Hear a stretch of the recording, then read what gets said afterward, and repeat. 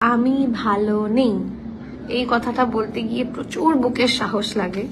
সেটা সাহস করে আমি বললাম যে আমি ভালো নেই। সে গিয়ে মনে রাখবে আমাকে।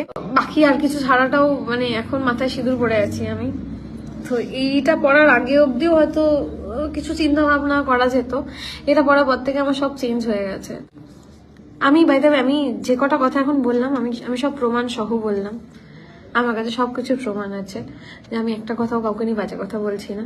বা ফ্যামিলি আর কাজ আর সংসারের মধ্যে অপশন দিও না, এটা আমার রিকোয়েস্ট। আমি আর প্রত্যেকটা মেয়েকে বলবো যে নিজের ঠিকানা করে তারপরে নেক্সট স্টেপে যাও, নাহলে যখন তখন লোকেদের রাইট আছে তোমাকে ঘর থেকে বের করে দেবে, সেটা যে ঘরই হোক। শ্বশুর বাড়ি বাপের বাড়ি বলে কিছু হয় না, নিজের বাড়ি করো, নিজে করো।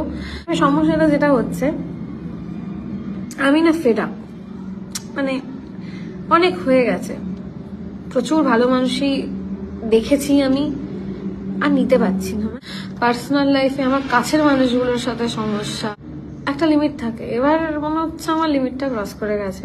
মানে আমি পৃথিবীতে সবকিছুর থেকে বেশি আমি নিজেকে ভালোবাসি। সেখানে গিয়ে যদি আমি কারোর জন্য বলি যে আমি তোমার জন্য মরে যাবো, তুমি এরকম করছো, আমি জাস্ট ফেড আপ। আমার মনে হয় সবকিছুর ইতি টানা দরকার।